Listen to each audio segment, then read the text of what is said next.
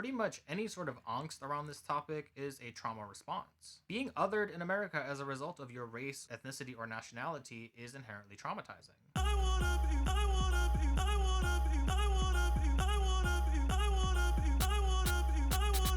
Let it be known that I am a biracial person that is not particularly preoccupied with navel-gazing about my biracial experience. Of course, there comes a time in every biracial person's existence where this is the case, but I have not done the diasporic angst thing in quite a long time. I'm fortunate enough to be pretty connected with the heritages on both sides of my family, keeping in mind though that was not an effortless process. There is somewhat of a stereotype that biracial people never quite measure up to either of the races that compose them, that they're too X for the Y and too Y for the X. And that has never really been my experience.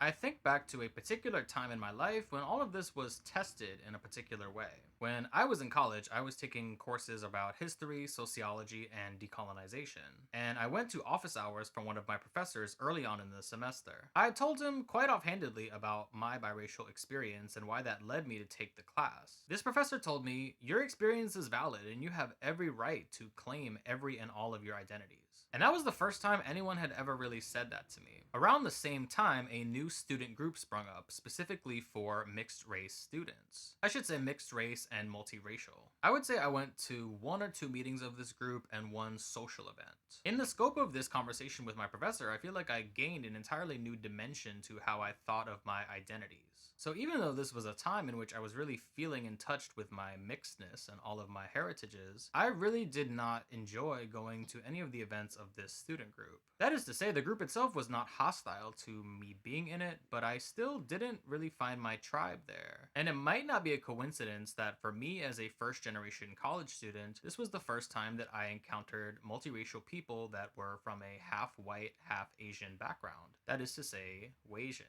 And indeed, most of the people in the multiracial student group were of this exact same admixture. Looking back on those meetings, again, I wouldn't say that there was anything objectionable about anything that was going on at the meetings or about anything that any students were saying. And yet, it felt like the narratives of most of the students involved with the group were quite reductive. They tended to all have white fathers and Asian mothers, specifically Asian immigrant mothers. And a lot of the conversations we had tended to focus on this exact trope, feeling too white for the Asian people and too Asian for the white people. In addition to feeling a sense of grief and loss around their Asian identity specifically, and also to a certain extent microaggressions that they faced from their white peers. Now, this was about 10 years ago, so things may have shifted and changed a little bit since then. However, in the recent months, it seems like there is a renewed interest in this discourse. And to me, when we start to talk about half white, half Asian identity, we do run up against this similar narrative of the tragic biracial. In the classic narrative of the tragic biracial, the admixture there is typically half Black American and half white American, which has been explored in literature such as Passing by Nella Larson, as well as films like Imitation of Life. So in this video, I do want to explore a little bit of the parallels of these narratives and pull at some of these threads to see if the comparison holds up. Now, my disclaimer here is that I personally don't identify as Wasian, so where I'm coming at this is from the lenses of history and social theory. And I'm also picking up this conversation from where it was left off by recent videos made by fellow YouTuber Emma Chang-Kredl. I'll link their videos in the description. And I hope that in the scope of this conversation, we can learn something new about racial solidarity and how we can all show up for each other as marginalized people. All right, let's get started. Before we really get into this discussion, I do want to benchmark one date, which is 1965. In 1965, we get the Immigration and Nationality Act of 1965, also known as the Hart-Celler Act. Before this point, immigration was largely restricted to European countries. That is to say that up until this point, it was quite difficult for persons outside of a European origin to immigrate to the United States. It was a non-zero number, but it was also quite limited. Arguably, it's the passing of this act that creates the large amount of diasporas in the United States today. Although, in the scope of this video, Asian immigration to the United States is quite storied, because even before 1965, there was a large Chinese and Japanese population in the western United States and on the West Coast specifically. And to ground this conversation, we do have to mention the War wars that America fought in Korea and Vietnam. And the Korean and Vietnamese diasporas in the United States are marked by this sort of American presence. I'm glossing over quite a bit of history right now, but be that as it may, the Hart-Celler Act of 1965 does see an enlargement of these diasporas by a large margin.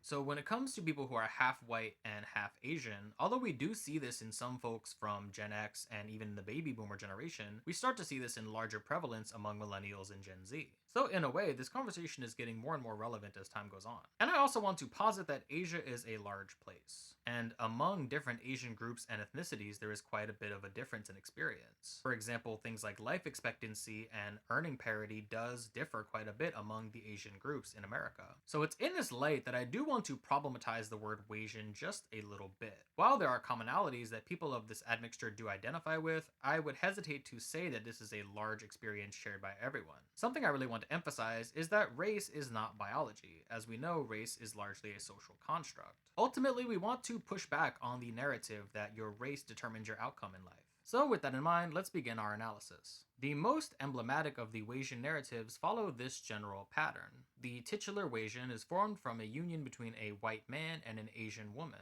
There is some degree of rejection of the Wasian child from both sides. The Wasian child's white peers may project Orientalist stereotypes onto them, while the child's peers within their Asian ethnic group may reject them for having a sort of diluted sense of their own identity. If the child does not communicate in their heritage language, then they might feel some sort of distance from relatives that only speak in that language. Other markers of ethnic difference may have followed them around. For example, this trope of kids making fun of them in the lunchroom for their lunch smelling funny. As the child matures, there may be some inquiry into their ethnic background that only ends in frustration. Meanwhile, in every new setting, their racial appearance may be questioned. For some, the ethnicities of the child's parents may make complete sense, but for others, it may be a complete surprise. The Wasian child, now teenager, may feel the additional burden of having to prove themselves. As they enter adolescence and the dating world, they may find that their ethnic appearance may be even more of a liability for them. The Wasian teenage girl in particular finding herself subject to much fetishization. And upon learning of this phenomenon, they might begin to question, did my father fetishize my mother, or vice versa? Especially for a white father and an Asian mother, it may be perceived that the white father has a large fetish for Asian women, or that there was some sort of power dynamic among the parents, often where the white father saved or rescued the Asian mother from poverty and the entrapments of their culture. As the Wasian adolescent matures into adulthood, they may find themselves feeling both split and flattened. I would say that one of the most recognizable microcosms of this experience is found with Michelle Zauner. Zauner was born to a Korean mother and a white father, and her book Crying in H Mart reflects on this and other experiences. Now, my first exposure to Crying in H Mart was the original essay that appeared in The New Yorker. In this titular essay, Zauner reflects both on the grief of losing her mother and also the difficulty of making the ethnic food that she likes that reminds her of her mother, and in fact that this food can be a little bit of a trigger. In addition to the distance she feels by not being able to instinctively prepare the foods that her mother used to prepare. Asking the rhetorical question in the essay, am I even Korean anymore if there's no one left in my life to call and ask which brand of seaweed we used to buy? So as a biracial person myself, and a person that's also lost a parent, I can connect with this sentiment in a couple of ways. And I can imagine that in Zauner's case, the physical loss of her mother does mean that there is even more separation between her and her Korean culture. I bring up this essay specifically only because it seems to match so many of the narratives that I encountered at my college multiracial students group. Now, I think it would be slightly callous to refer to this as a particularly tragic narrative. The essay is really rather poetic, reflecting Zauner's presence as an artist with her band Japanese Breakfast and as a writer overall. I just want to put a pin in this for now, which is the sort of half-white, half-Asian narrative that is often expressed through art. Let's zoom out a little bit. So in these Hallmark narratives, it is a pretty classed narrative. That is to say that the half-white, half-Asian person is growing up in an upper middle class, or at least middle class environment. In this sense, we have to talk about assimilation. These are environments in which assimilation is expected. So for the Wasian in this narrative, they are teetering on a little bit of a seesaw between assimilation and othering. It's a bit of a balancing act, because you don't want to assimilate so far that you forget where you come from, but you also don't want to endure the social consequences of being othered. And I think as a result, this can engender some pretty complicated emotions. Now, people that are half white, half Asian can present phenotypically in a few ways. I wouldn't say that there is one particular phenotype that all people of this admixture can present as. In general, though, I see this as a crisis of privilege. Specifically because for the biracial person in question, they are not able to experience the privilege that their white counterparts and family members get to experience. There is the potential feeling of guilt, especially if you are phenotypically closer to whiteness. In that way, this arrested development regarding one's identity doesn't come as much of a surprise, because depending on phenotype, the experience of how one is racialized can vary drastically. So back when I was in college, around the same time as the conversation with the professor and the formation of the multiracial student group, I also had a boss that I was pretty close with. My boss happened to be a white Jewish woman who was married to a Chinese American man. By that point, my boss had a few adult children, including a daughter that was close to my age. So while I didn't know her entire family, I did know at least her and her youngest daughter that was close in age to me. And one time, I pretty candidly asked her if she ever thought what it was going to be like for her kids as biracial people. And she said no, she had never thought about that. And in fact, she had only started to think about it when her youngest was born. And this was because her first few children looked more phenotypically white, whereas the youngest had a little bit more of an ambiguous phenotype. It was only then that she really started to think about it. And I resonate with that to a certain extent. My parents definitely did not prepare me for what it was going to be like for me as a biracial person too. So really, this biracial navel gazing does serve a little bit of a purpose. And that purpose is to an extent making sense of what it means to be biracial in this particular way. Because in fact, the social forces at play are quite intense. There are some people that would say that a half white, half Asian person has a lot of privileges. These privileges may include having a lighter complexion, being able to move in and out of different racial spaces, and also a perceived exoticness that comes with their admixture and phenotype. I actually think somewhat of the opposite. For someone who is half white and half Asian, they almost have the worst of both worlds. They understand what it is to be racially privileged and even have guilt about the privileges that one has, but they are also internally subject to this model minority myth that Asian Americans live with. Both of those forces are a little bit inescapable, actually. It might put them in a situation where they feel like they are either gaining something unfairly due to their privilege or losing something unfairly because of othering. So with that in mind, I can look back on my student group experience and feel a little bit more compassion. Because even if the people that were in that group repeated that narrative ad nauseum, at least they were finding community in the scope of that student group. A community that they otherwise wouldn't have had. Because we have to keep in mind that pretty much any sort of angst around this topic is a trauma response. Being othered in America as a result of your race, ethnicity, or nationality is inherently traumatizing. So I don't want to completely jettison all of this navel gazing and even agonizing about one's identity, but it's also not just as simple as accepting it. Rewinding to the earlier half of the 20th century and even before then, we have this other tragic biracial narrative of being partially white and partially black. This narrative or trope famously has another name, but in pursuit of following the community guidelines, I won't be naming it thus here. But to describe it, this tragic biracial narrative has a similar through line. That is that the biracial person of a black and white admixture will feel too white for the black people and or too black for the white people. Now, it's important to remember that the context for a lot of white and Asian partnership is the backdrop of American imperialism.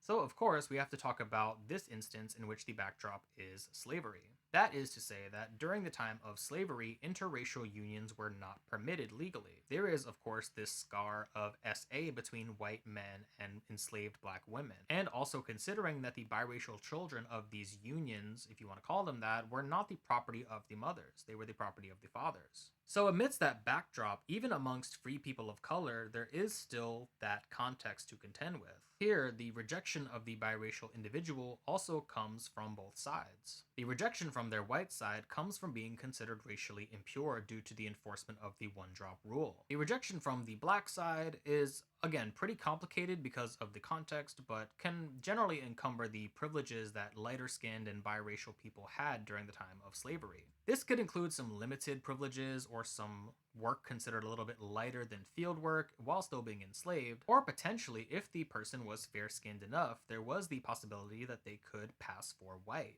and in fact go and leave their black family behind to start a new life as a white person.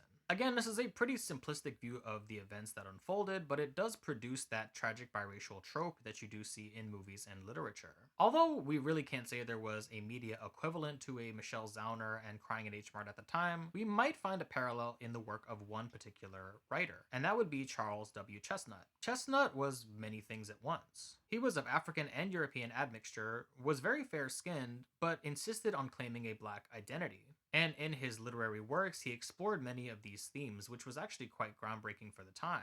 Several of his novels, such as The House Behind the Cedars and The Marrow of Tradition, explored these race relations in the South of the United States. Now, this writing is definitely artistic expression, in line with a lot of the Wasian artistic expressions that serve a similar message. But I'd argue that Chestnut's bent on these topics is a lot more political. And in fact, Chestnut himself was an activist. More than just a writer, he also served on the board of the NAACP. Now, Chestnut's works are not really widely read today, but they do show an astuteness about race relations that contradicts the popular imagination of that time. And this is where we might find the differences between these types of narratives.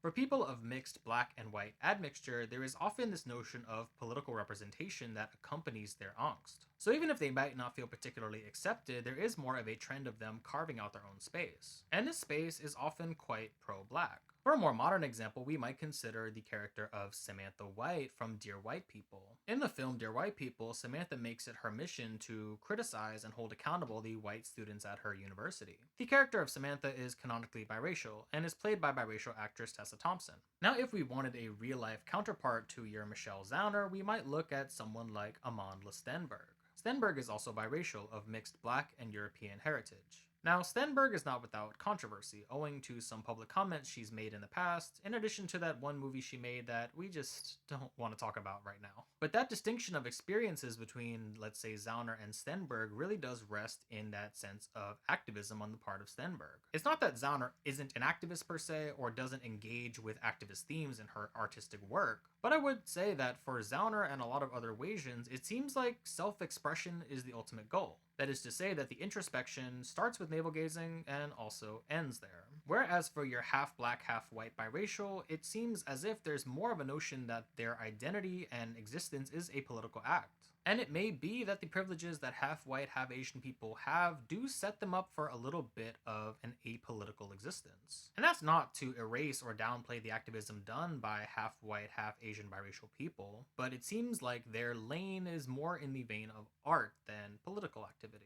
And this also may be because that interracial dynamics of the black community and the Asian community don't work the same. And it's really not up to me personally to decide why that is or to change it. But now that I've made that connection, I can't unsee it. Really, this conversation becomes particularly salient when we talk about the struggle for Black lives. Because while there are many complexities to the notion of both Asian and biracial Asian identities, ultimately Black lives are still under siege. So if biracial Asian people are doing all of this introspection but not deconstructing the anti-blackness that they inherently have, I'm a little bit less interested in what they have to say. Because, spoiler alert if you didn't know, there are also people who are mixed Black and Asian. And if the half-white, half-Asians are not considering what they have to say, then that's a really big problem.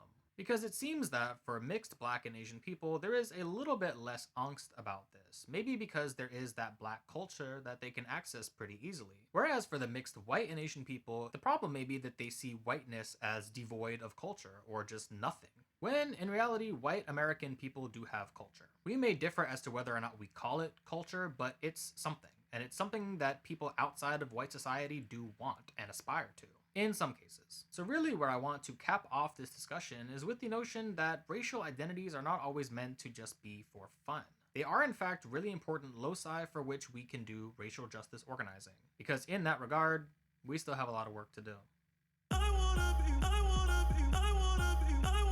So now that we've sorted some of this out, I would like to leave you all with something that I do think is relevant. As a matter of fact, that same professor whose office hours I attended in college left me with this piece of writing that has always really stuck with me. And this writing is the essay The Relative and Chaos by Martinican philosopher Edouard Glissant.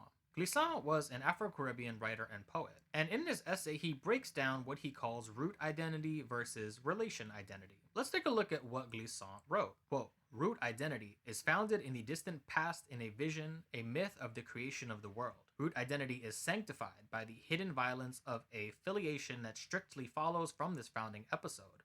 Root identity is ratified by a claim to legitimacy that allows a community to proclaim its entitlement to the possession of a land, which thus becomes a territory. Root identity is preserved by being projected onto other territories, making their conquest legitimate, and through the project of a discursive knowledge. Root identity therefore rooted the thought of self and of territory, and set in motion the thought of the other and of voyage. Now let's look at relation identity. Quote, relation identity is linked not to a creation of the world, but to the conscious and contradictory experience of contacts among cultures. Relation identity is produced in the chaotic network of relation and not in the hidden violence of filiation. Relation identity does not devise any legitimacy as its guarantee of entitlement, but circulates, newly extended. Relation identity does not think of a land as a territory from which to project toward other territories, but as a place where one gives on and with rather than grasps. Relation identity exalts the thought of errantry and of totality.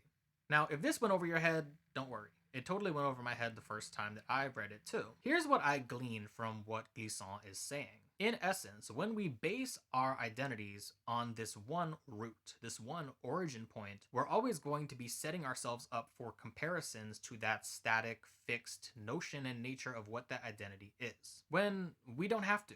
Especially as people in diasporas, we can consciously choose what to accept from our cultures and what to throw away. We, in fact, are reimagining and reinvigorating our idea of our culture every day. And we shouldn't let this gatekeeping that historically has set us aside dictate how we see ourselves. So for me, this notion of relation means that what's more important is not necessarily the communities that we were born into, but instead, the communities that we forge. Anyway, that's the video. Thanks again for making it this far.